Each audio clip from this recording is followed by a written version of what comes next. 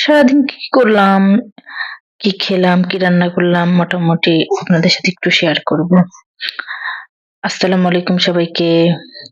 এই যে ঘুম থেকে উঠতে লেট হয়ে গেছে, তাড়াহুড়া করে অফিসে যাচ্ছি।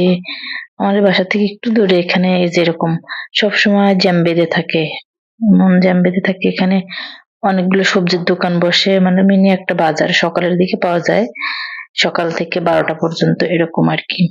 মাছ মাছ মাংস শাকসবজি সবই পাওয়া যায় আর কি। তারপর অফিসে গেলাম, অফিস থেকে আসলাম, এসে দেখি যে ডিম নিয়ে আসছিল গতকালকে, ফ্রিজে রাখার পরেও এতগুলো বেঁচে গেছে। তারপরে যে এটা এভাবে রাখতেছি, এটা আবার ফ্রিজের মধ্যেই ঢুকায় রাখবো। আমরা যখন ডিম নিয়ে আসি মোটামুটি একবার অনেক বেশি করে নিয়ে আসি, ওই ডিমের দোকানে যাওয়া একটু ঝামেলাই হয়ে যায়।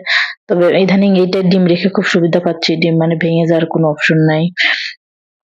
তারপর আজকে রান্না করব হচ্ছে একটু দেশি মুরগি। আমি তো সবসময় দেশি মুরগি রান্না করি। মুরগি রান্না করব। মুরগি নিচে অল্প মশলা একদম রান্না করব। রসুন জিরা আর আদা একসাথে বেটে নিলাম, পেঁয়াজ কেটে নিছি। তারপরে যে তেল দিয়ে দিলাম, তেলে পেঁয়াজ ফোড়ন দিয়ে মশলা কষাতে দিছি। এদিকে আমি হলুদ গুঁড়া, মরিচ গুঁড়া, ধনিয়ার গুঁড়া, লবণ একসাথে দিয়ে একটু পানি দিয়ে কিছুক্ষণ রেখে দেব। এভাবে তরকারিতে দিলে আসলে একটু বাটার মশলা যেরকম একটু মানে স্বাদ আসে, ওরকম একটা হয় আর কি, মিহি থাকে। মশলাটা একটু পানিতে ফুলে আর কি। তারপরে এদিকে মশলা কষাই দিচ্ছি আমি। মাংস ধুয়ে নিলাম। আর এদিকে আমি এখন ভিডিও এডিটিং করছি। আমার মেয়েটা ঘুমায়নি এখনো, সে আমার দিকে এখনো ট্যাং ট্যাং করে তাকায় আছে। আর মাংস ধুয়ে নিছি। যাই হোক, মশলা কষানো হয়ে গেছে, মাংস দিয়ে সুন্দর করে কষিয়ে তারপরে পানি দিয়ে দেবো। দেশি মুরগি একটু সিদ্ধ হইতে টাইম নেয়, একটু ভালো করে কষাতে হবে। এদিকে রান্না হচ্ছে, ওদিকে ভাত দিয়ে দিছি, অন্য চুলায় ভাত হচ্ছে। তারপরে এদিক সবজি, আমার শাশুড়ি সবজি কাটতেছে।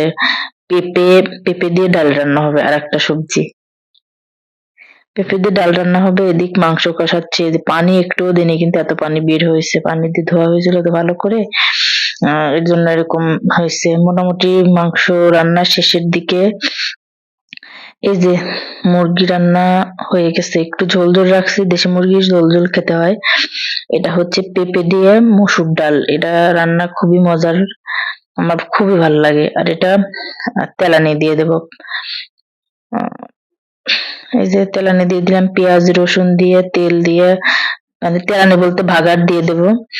এদিকে রান্না রেডি, পেঁপে দিয়ে